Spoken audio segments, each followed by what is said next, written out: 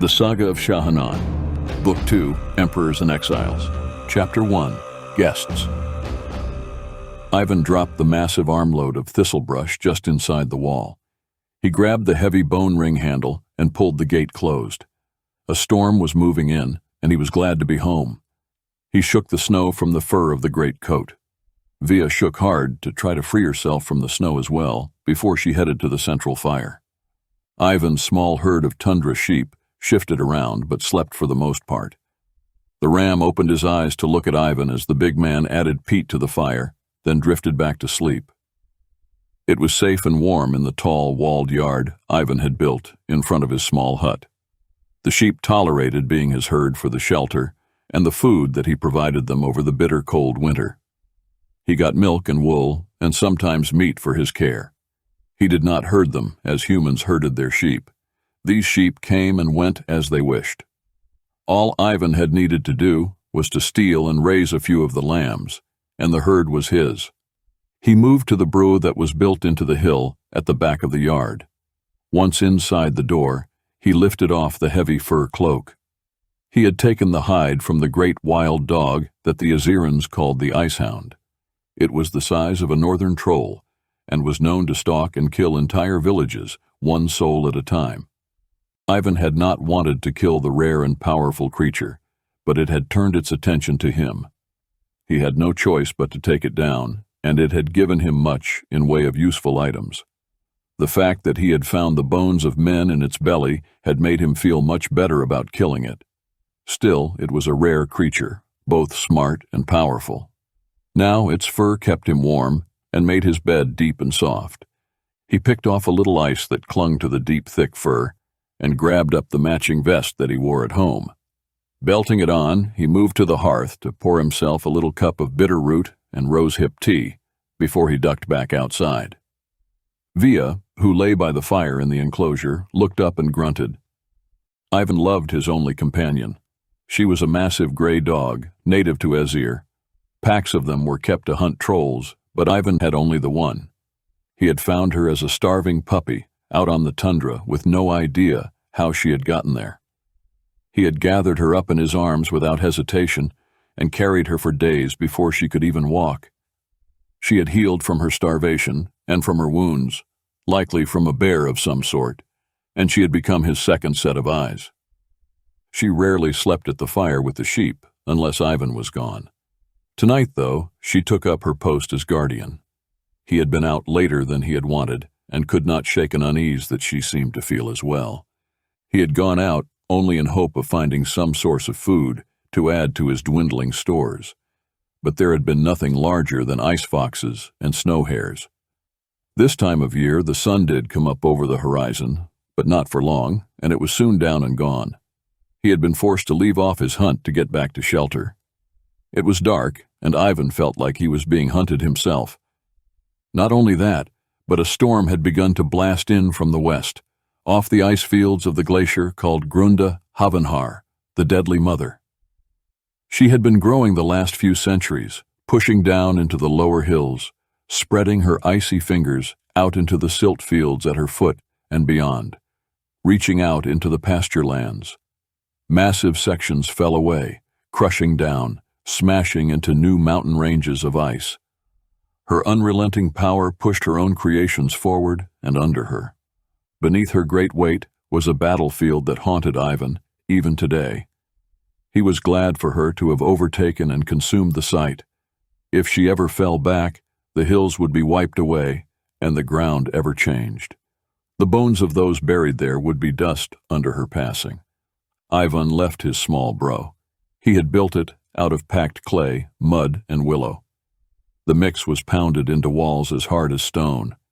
It was not large, but it was solid, and it held the heat of his small hearth well. He had a bed against the wall at the right, to the east. His bed was always to the east. It was a deep box built of timbers he had hauled almost 50 miles. He had filled its depth with feathers of the white geese that summered on the silt fields below Grunda. On that, he layered his furs. He had his hearth to the west with a single small round window that would mark the passing season as the sun set and cast a beam of light across the walls. The back wall had a single shelf with his few possessions. He had a couple bowls, mortar and pestle, several little cups, a jar holding his cooking spoons, and stack of pots that fit into each together. There were a few battered old books and a small plain box that held his rings in a hidden base.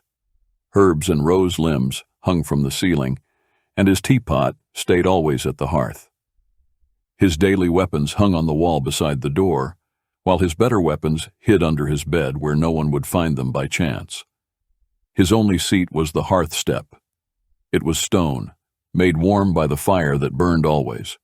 Next to his great ice-hound cloak was an old cloak that was battered, torn, and weather-stained. It looked dull, less than worthy, and yet it had its own peg. Easing himself down beside Via, he rubbed at her head a moment before he took a sip of the hot, bitter drink. The storm tonight felt uneasy. His senses prickled, and ghosts of the past whispered at him. He hid out here, alone, trying to make peace with his demons and his broken heart. He chuckled at the thought of that. Demon!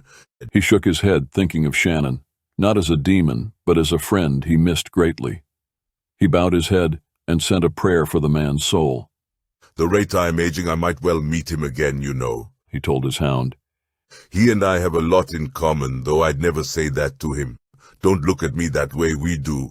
He sighed sadly and pushed the haunting memories of his life as a young man away. Those memories were buried under Grunda and to history, but to his heart they lingered. He had fled Ezir for Dakan, shaved his head in exile, and turned his back to his people. At times he wished someone had been able to wipe those memories away, as ShaHaNon had tried to erase his memory of the time they had spent together. ShaHaNon had tried but had failed. So too would the attempt to wipe away the far past failure, so there was no reason to try. The magic had slipped, and memory had been restored. It had driven Ivan to desert the life he had been living and make his way back to the northern ice fields, the home of his youth. Once, Ivan had been a young man with a wife he adored, children that filled his heart, and friends all about him. Once, he had sat at the fires on nights like this and drank sweet ale and sang songs, played games, and celebrated all that it was to be an Aziran. Now, he sat alone and faced the pain he had fled from all those years ago. If he had not met ShaHaNon and known of ShaHaNon's pain, he would have returned to his life in Dakan. If ShaHaNon could deal with the pain he was in, then Ivan could face his own. That year with ShaHaNon and the group of misfits had changed Ivan so deeply in his heart, he knew that it had to be the will of the gods to have put him on that ship, on that day, with those others. That thought helped some days. Other days it did not. Ivan let his mind slip away to the past, and the so very distant memory of his children, the pain of his loss sadly more vivid than the recollection of their faces. In that respect, he feared that he and ShaHaNon shared a very similar fate. He stirred from distant places and thoughts, and went back inside to refill his cup. He lingered at the hearth, debating on cooking a meal or going to bed, when Via made a small woof of a sound. Something was here, not a threat, but too close for her comfort.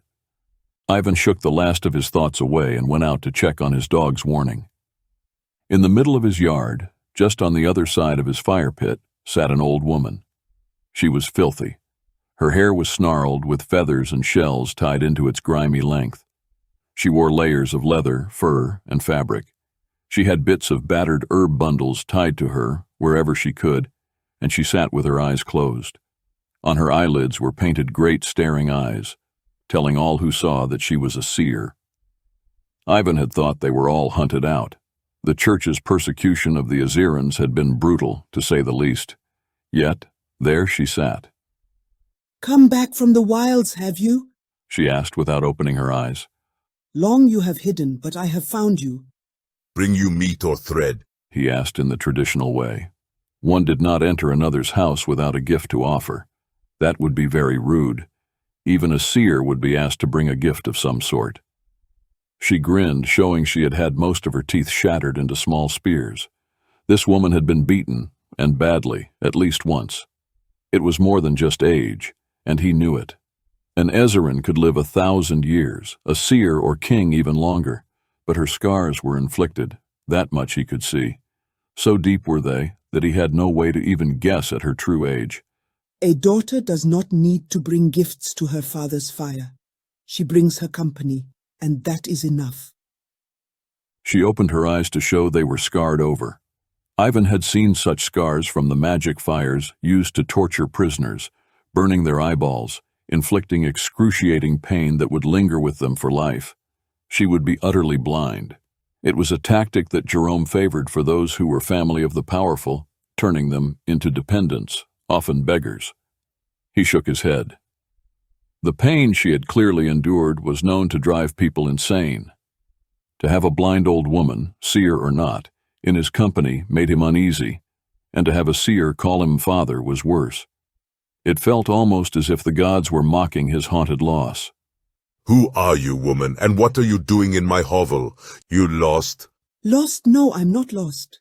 She paused, as if asleep a moment. You should pull out the frozen meat and set it to the spit. You will have company soon. They will be hungry. Ready a blanket. The boy will be suffering from the cold. He looked at her a long moment, not moving. He had meat frozen in the hill, of course, but it would be his meals for weeks to come. He had no desire to cook it.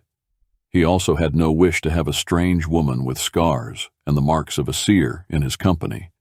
However, he was a very long way from anywhere, and to have anyone make it across the snowfields, through the recent storms and up the canyon, to where he had dug his hut into the hillside and hidden behind a wall, now buried in snowbanks, was unlikely. If she had made it even a day through glacier fields, storms, and wild beasts, either she was not alone, or it was the will of the gods, or both. Go, she said. It will be well worth it for you. He wanted to argue, but for whatever reason, he grabbed up his cloak and pulled it on. He took the heavy axe from the wall and belted it on about his waist. The storm was uneasy tonight, and he was not going to be unarmed. Without a word, he crossed his yard, pushed the gate open, and stepped out into the wind and bitter cold. His cold pit was not far, just down the wall of his yard and several long strides along the side of the hill he had built into. The door was heavy timber, bolted with a lock not even a troll could undo. He heaved it open, fighting the wind and the weight of the thing. Steep steps ran back and down into the hill. The ground was reinforced only as deep as the thaw went. Once beyond the thaw depth, the permafrost held it cold and solid year-round. He entered the long chamber where he hung his meat store. Once hung inside, meat or anything else stayed frozen, until he pulled it out. There was one caribou cow left before his stores were gone. He unhooked it with a prayer that he was doing the right thing, and packed it back out. It took him all summer to fill this storeroom, and this winter had been long and bitter. This was the last of it. If he was wrong, he might have to kill one of his sheep to make it until the herds and flocks returned in the spring. At the door he paused. There was thunder in that storm. He could feel the ground under his feet shudder in objection to it. The storm was no natural thing, and he knew it.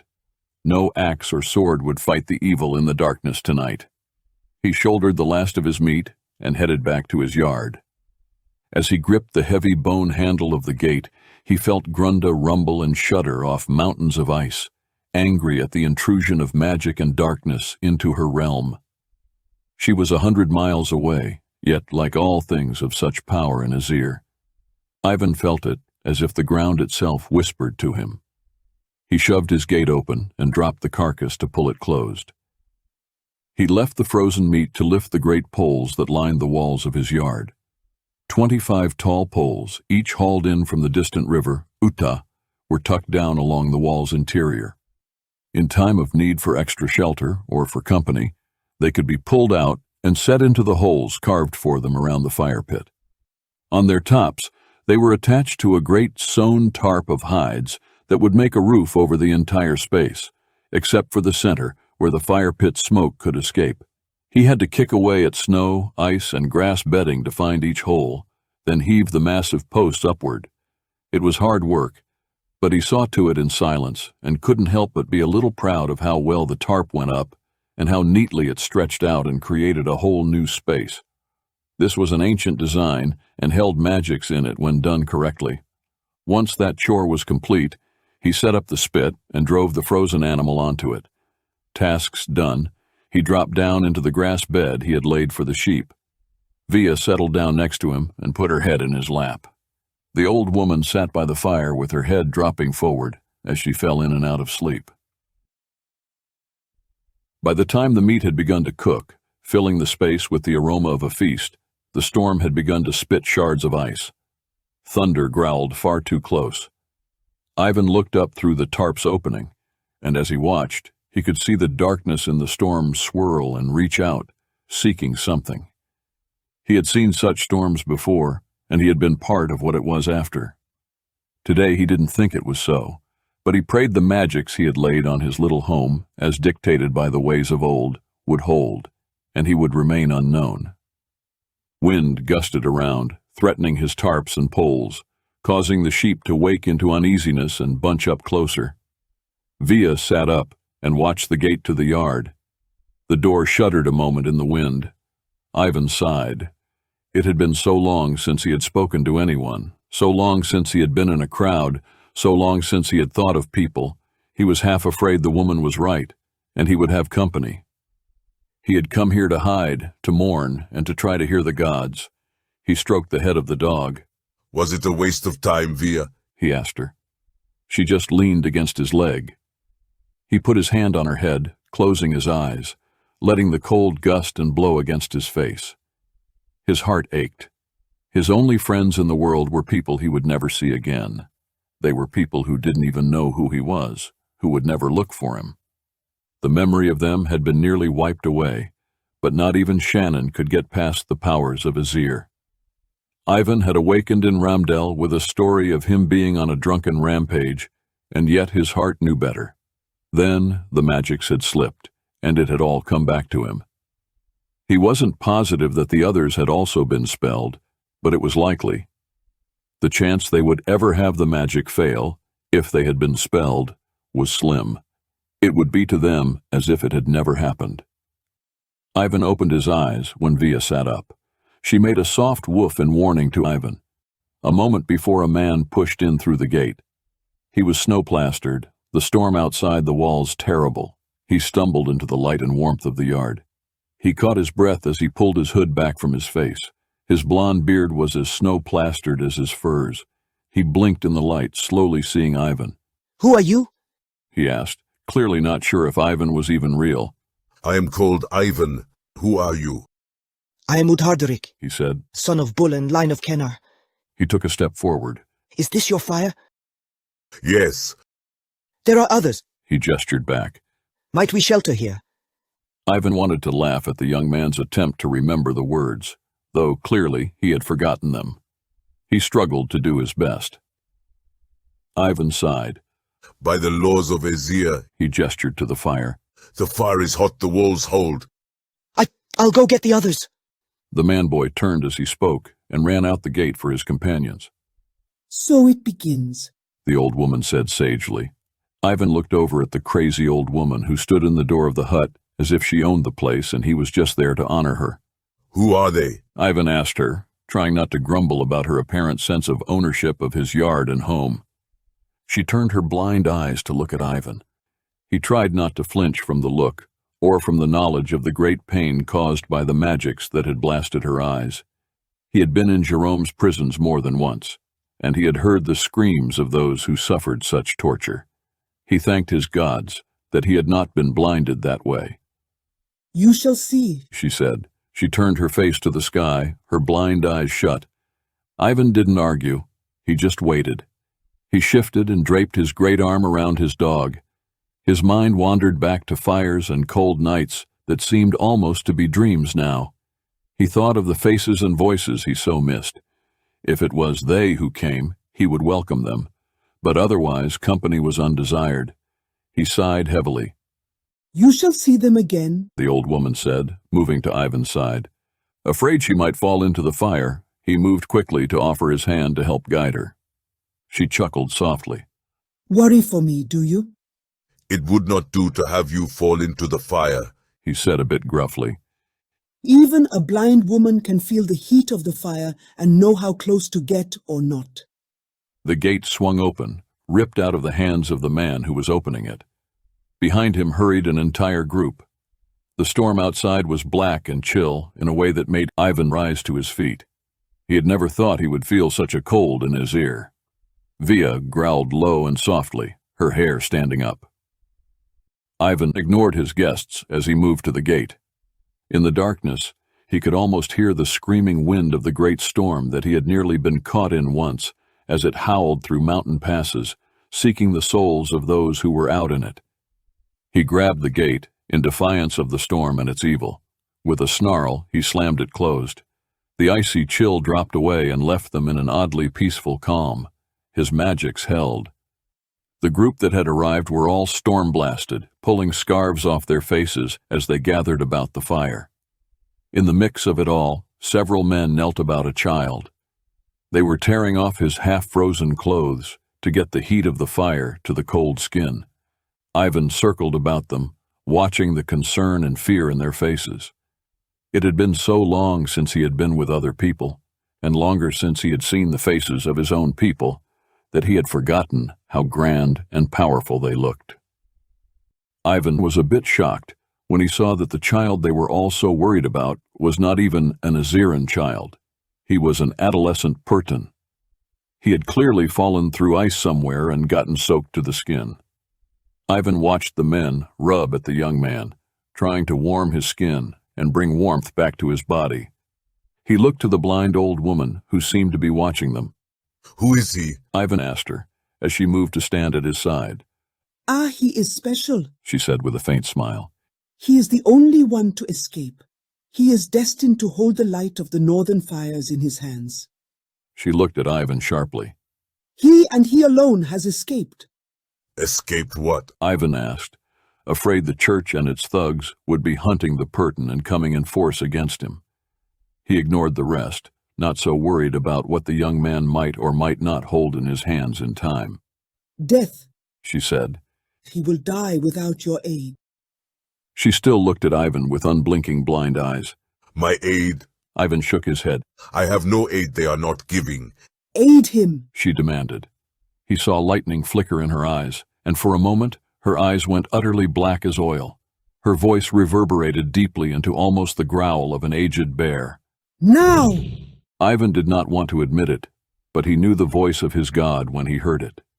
He shuddered, knowing once he did this, he would never be able to undo it. To do this was to accept and announce to the powers of the world who he was, if they knew what to look for anyway. Ivan moved. He pushed two men aside to kneel at the boy's side. He drew together hands that felt tiny in his and brought them to his mouth. He almost started to weep, remembering other small sets of hands, those of his children, hands that had hidden in his own. He swallowed the memories and focused on what he was about to do. He had not used such personal magic since the day he had left Azir. He had to push away all thought and emotion to reach into himself for the power to lend aid to the freezing young man. Drawing a deep breath, he sank all his awareness into the core of his chest, to the place inside him that housed a great bear. All things slowed, all emotions and sensation left him, as power rose up, filling his lungs until he blew heat into the boy's hands. The warmth spread down the lean arms. It was as obvious as the change of color of his skin. When it reached the boy's lungs, he drew a great deep breath, but it was not the bitter cold air of the winter in Azir that filled him. It was the energy of Ivan's soul. For a moment, Ivan thought the boy would pass out at the rush of energy. The small hands in his gripped tightly as the adolescent blinked away the head rush and regained consciousness. The other men looked at Ivan with a bit of awe. The old woman draped one of Ivan's furs about the Pertan's shoulders as he looked up at Ivan. It's all right, The man holding the boy said with a reassuring tone. The boy glanced up, calmed a little at the sight of the man he clearly knew. Ivan rose to his feet. There is heat and a bed inside. Ivan said. The rest of you warm yourselves, eat. He led the way to his little brew, allowing the other men to do whatever they would. Several followed Ivan inside. They laid the young man on the bed, tucking him in as if he was a prince. Ivan stood back by the hearth and watched them. When the boy had been tucked in, and the others were assured he'd be all right, they left one man at the bedside while the leader turned to Ivan. He pulled off his hood and unwound his scarves to show he was an old man. His hair had all turned white, the braids falling out from being long in his hood. His beard was knotted and fell to his mid-chest. His face held the lines of a man who has seen a lot and lived a very long time. Steel gray eyes looked at Ivan with a sternness that Ivan found both intriguing and insulting. From outside, a man brought in several folding hunting chairs made of yew wood and leather. They were carved as fine as any Ivan had seen, and all of them with the bear motif. The chairs were quickly set up about the small room. Another man had a table, and a woman had a heavy pack of what Ivan expected would be goods, such as ale, jerky, and other travel supplies. Such a pack meant more had arrived. His yard was going to be very full. "I thought I knew all men of the hills," the old man said, almost accusing Ivan of something. He pulled off his gloves to show his hands wore rings of power, heavy gold, silver, and set stones. Whoever he was, this man held rank, and not in any of the houses of Jerome, but a vizier. I have been gone, but I am back to the hills of my clan. I was unaware I had to announce myself. "Every member of the clan of these hills is known and accounted for," the old man said, taking a step forward. He was worn, tired, and trying to hide it. He was a commander and did not trust the presence of a man unknown to him. "Clearly not all," Ivan said, not about to back down on this. This was his home, his land, and no chieftain, no matter how old, was going to get him to back down. The old seer entered the dwelling with the aid of a woman who gave her a chair to sit in. She kept her eyes closed as she sat, and the old man glanced at her only briefly. "It would save us all time if you just told the truth," the old man said. "Where are you from and who are you?" Bullen, The old woman scolded. enough! He shot her a cold look, but his eyes went back to Ivan without any move to relent. "You have brought black storms on your back." Ivan told the old man with a firm tone and a bit of his anger coming out. "It is you who stand in trial, not I. If she belongs to you, then when you go, take her with you," he said, pointing at the woman. Ivan moved to duck back outside. By the breath and blood of the bear I shall go as I please, she said sharply to Ivan. To an Aziran of old, she had clearly announced herself as daughter of the king. He almost turned to roar at her for the blasphemy. All of his children were dead. He grit his teeth and left his own house to sleep with his sheep. Ivan threw himself down into the grass bed with his animals, wrestling with the way the night was going. It was one thing for her to seem a seer, another to claim to be of the breath and blood of the bear. He, of all men, knew his children had all been taken away from him. Then again, he had seen her eyes. He had seen the power of the vastness of creation in them. He pulled Via close to him and tried to block out the noise of the men at his fire, eating his meat. Ivan didn't sleep. He just lay still, trying to block it all out, until someone walked over. He opened his eyes as Via lifted her head. It was a woman. She was as Eziran as any and clearly a warrior, young but strong. She sank down behind him, putting her knee to the ground in a motion of honor and respect. "It is your fire, yet you do not join us?" she said softly to him. "Rarely do we meet another kinsman with the heart of Ezir and not know them. Come, join us, and let us meet you." He looked at her a long moment before he sat up. "I dwell alone out here for a reason," he said, but he couldn't help not moving to look at her more closely. It had been years since he had seen a woman, let alone have one so close to him. "Many leave the cities, travel out to the wilds to find their souls, to find our gods, but few live long." She dared to reach out and touch his coat. She let her fingertips dig into the deep, thick fur. She lifted her gaze to him. "You're not a runaway city boy, though, are you?" She met his eyes, seeking the truth he hid. "Join us. We have sweet ale, candied liver, stories and songs. The men wish you to come and be with us. They do not wish to wake a slumbering bear into a sour mood, but invite you into our company." He almost laughed at that. It was rude to wake a bear from his den with loud noise and careless steps. Let him wake on his own was a good rule that was taught to all children. He didn't feel like getting up at all, but she offered her hand. He looked at the door to his own house, to the fire, and back to her. He relented and took her hand, letting her help him to his feet. He had a few questions, and she was going to answer them. They moved to the fire in the yard, where a man who was in his prime, despite the gray in his hair, offered Ivan a slab of his own meat. Ivan took the choice cut. At least they had saved that for him. I'm Dorak. The man said. Ivan said with a nod. You have built a solid dwelling here. Durak said, admiring it. As true as any I have ever seen. There are reasons the old ways were formed, Ivan said as he took a bite. Who are you people? He asked. We are the clan of Kenar. Durak said. Durak is Bulin's son. One of the younger men said, very proud of that fact for whatever reason. Ivan grunted. I do not recall a clan called Kenar in the songs of old. I do not know Kenar, and I assume this Bulin you talk of is the man in my house. You do not know of Kenar? Durak asked, a bit surprised. Tell us a story, he said to a very young man in the company. The young man was little more than a boy, his cheeks only beginning to grow a beard, and this was likely his first fire away from home with the men as a man. He shifted and pushed his hood back to show his neatly kept hair, his fine braids and small gold beads that held them in place. He was, without a doubt, the son of someone important. He cleared his throat and stepped a little closer.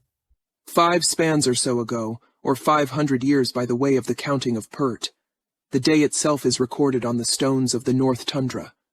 The king ruled in grace and power, loved by the gods, and father to all Azir. In those days, Azir found itself in a war with Jerome, the Black Heart. Jerome came with lies and demons to assault the men of Azir. Against him stood the mighty prince and heir to all of Azir, Ishhaven. He went to war with the Black Heart and was targeted by the demons of the foul betrayer of Pert. With temptations of gold, of pleasure and power, men were seduced by the evil, and they began to slip and turn against the true of Azir. So terrible was the seduction that lies were spread, and the order was given to Ishhaven's own brother and eldest son to kill him. Of all the champions Jerome had brought down in his quest to conquer the world, Ishhaven scared him more than any other. Powers moved.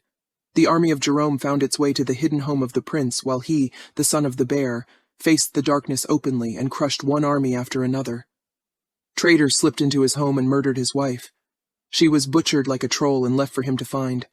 His little children were chopped apart and staked about the fields. All but one, his smallest daughter, was hauled away to be used against her grandfather, the bear of Azir, king of all Azirans. The young storyteller fell silent, and all the men put their hands over their hearts in a show of utter grief and sympathy for a kinsman. Grief and anger filled Ishhaven, and he went into a rage, burning his own village, hunting the traitors and ripping them asunder in the very streets of the city. Not understanding what had happened and thinking Ishhaven had gone mad, his brother moved to fulfill the orders he had wished not to obey before. Ishhaven, in drunken grief and rage, stayed late with a young woman, then stumbled out into the fields. His most loyal kinsman followed him, and thus he was apart from his army and nearly alone in the hills. Not 100 miles from here, Ishhaven met the army that moved to attack his camp and his men. Singled out and driven apart, he found himself face to face with his own brother. He had no choice but to kill him. Again, there was a powerful pause. Ivan felt sickened at hearing this story. Ishhaven turned then against the commander of this army, the commander who had turned traitor against Azir and had led the king's men under the dark orders of Jerome.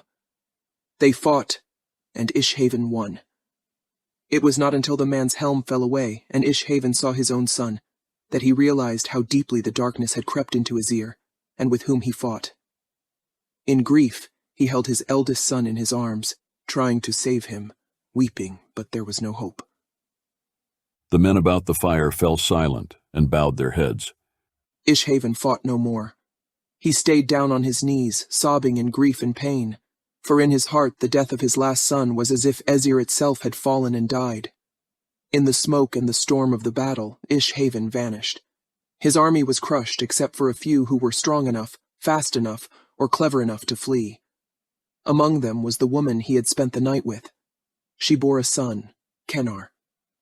Under the guard of the last of the true army and men of Ishhaven, Kenar was raised to be a prince of Ezir, as of old, and so still he rules. The young daughter of Prince Ishhaven was taken before her grandfather, and tortured until he surrendered, weeping on the floor, begging Jerome for mercy for his people. In time, she escaped and fled the house of her grandfather, back to the hills of her father, and she stands as living testimony to the truth of what I have said.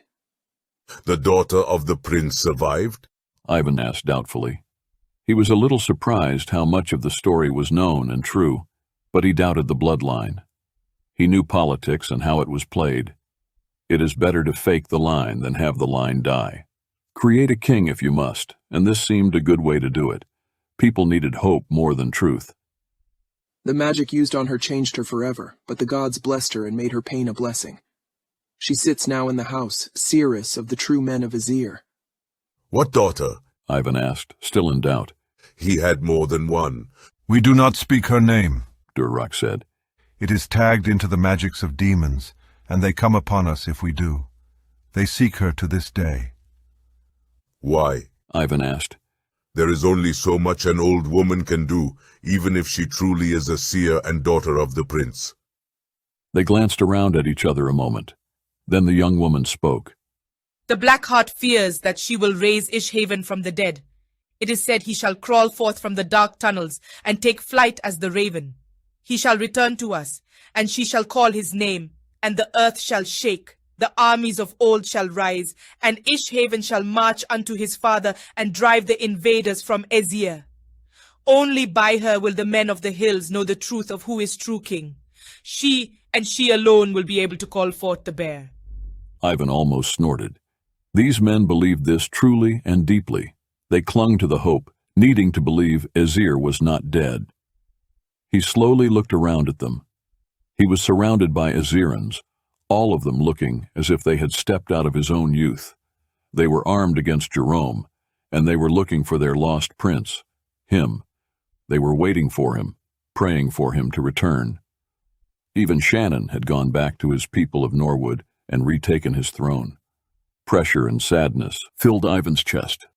He stared at the fire as the men talked of other things, laughing a little and passing about the ale. Ivan's mind went back to his lost friends, the nights at the fire, talking softly, laughing and hiding against the cold. He drew a shaky breath at the loss of them, faces he recalled at times so clearly, at other times like a dream he could not recapture. He looked down at his hand as the woman slipped hers into his. It had been a long time since he had been touched by an Eziran, and longer since the touch of a woman had been so sincere. Your heart aches, she said softly. Is there someone you wish were here? 10,000. He answered her with scarcely hidden anguish in his voice. At the Battle of Clun there were 10,000 veteran warriors of Ezir, and they lost. What hope do a few hundred leaderless, fatherless exiles have against Jerome? Ezir fell long ago. They say in Norwood there is a king. The young storykeeper spoke up over the talking. The others went quiet to hear him. He watched Ivan carefully. They say a vampire lord escaped the fires of hell and took back the throne of Norwood. They say he has held that throne for 4,000 years, and that Jerome cannot even make it past the forest into the heart of Norwood. They say Pert has stopped thinking of Norwood as part of Pert at all. If a single man can crawl out of hell and defy the traitor, why can't our prince come back to us? Why can't he do the same, but with his own sons at his side and stand in defiance of the darkness? All of Ezir calls for him. In secret, even the city people weep for him and beg our gods, Pert's gods, all gods for mercy. Do you think 4,000 years necessary for us to wait? Are not 5 spans long enough for us to wait for him? Yes or no, we will wait. Ezir cannot be Ezir without the Golden Bear. We will not rise up until we know there will be no war over who is king. The gods alone decide that. Ivan couldn't argue with the young man. He had nothing to say, but his heart ached. The men had all gone silent and watched him. Tell me, young man, Ivan said. You seem very convinced of things. What would you tell me if I said that I knew Ishhaven lived? I would ask if he knew he had sons in Ezir. Do you have any idea how old 500 years is? Do you know what that does to a man? Bullen is nearly as old, and his father is just that, so yes, I see what it looks like. You honestly think a man that old could lead you to some great victory? Ivan asked. Ishhaven was nearly 2 spans when the war came to Azir. He'd be a very old man now. The young man smiled a suddenly very charming and handsome smile that reminded Ivan at once of Travis, in a rather unsettling and painful way. He felt as if he was being tested by the gods, and this young man was the vessel of it. Do you truly think that it would matter? Our gods are not the mystic swirls of energy the Pertons call God. Our gods are as real as the cold winds, as solid as stone, and as present as the air we breathe. If he came back to us, do you not think our gods would bless him and renew him? Ivan actually chuckled at the young man. No, I do not. I think the gods would demand that the men of Azir free Azir to prove their worthiness of them. If not, the gods will rule this land as they always have and always will, with or without us. Our gods do not need us nor require worship. They are as solid as stone, as old as the terra under our feet, and they watch Grunda as a child might watch a bubbling stream. They are timeless and powerful. This little war we find ourselves in is as bugs in your ear on a summer day. He chuckled and shook his head. None of us are worthy of their attention. The question that remains, are you, any of you, worthy of the bloodline of the Golden Bear? Like the line of Armond, our kings hold the blood of a god, and so link their souls beyond the realms of men. Do you have any idea what would happen to such a bloodline if the darkness of Jerome's armies got hold of it? Look to Norwood, and the king who has a heart of clay and flesh of a ghoul, the soul of a saint, and the power of a demon. You think your line of Kennar could hold itself against the evil that did that to someone so powerful as Tyrardel von Armund? I don't. It is better Ishhaven remain in the darkness, just in case Kennar truly is his. If Jerome knew there was a line, he would march an army into Azir and kill every man, woman, and child as food for the hounds of hell. You talk as a man who knows. Bullen said from where he had come to the fire. You know Jerome, do you? I have stood on the hills of Forbidden Lands and looked out over his army. Ivan scowled at Bullen, and the creeping feeling that he should know the man. I have witnessed magics and warp storms that made the barrier shudder and crack. I have been chained to the floor and been beaten simply for being an Azeran. Oh yes, I know Jerome, and I see no man here who has any hope of standing against his darkness. There you are wrong, Bullen said. For you do not see any one man here. You see Azir before you, and despite all, we still stand, and we still defy. We still reject his dark evil. As a great wizard retreats his mind to his sanctuary, we retreat to the hills. I know you not, but I think you have been alone too long and know not the way of the Aziran warrior. Ivan shook his head and slipped his hand from the woman's. You have lived off stories and hopes of a bloodline I see no proof of. You are a bold man, Bullen said. I will say no more. This is your house, but I see no reason why you have any right to talk so to me. On the sheer fact of my age alone, you should have some respect. Go back inside, Ivan said firmly. Watch that boy breathe, touch his warm skin, and think. He tapped the side of his head. Take your arrogance, and when the storm breaks, get out of my house. Take your arrogance and prideful blindness, and do not wander back into my hills. Indeed, you know me not, and you shall not. He turned from them and went back to his bed of grass. The ram stepped up in a defensive stance to block any from getting to him, and Via sat vigil as Ivan threw himself down to try to sleep. He almost laughed at suddenly understanding how ShaHaNon felt arguing with Wirion, but humor was lost to anger and frustration.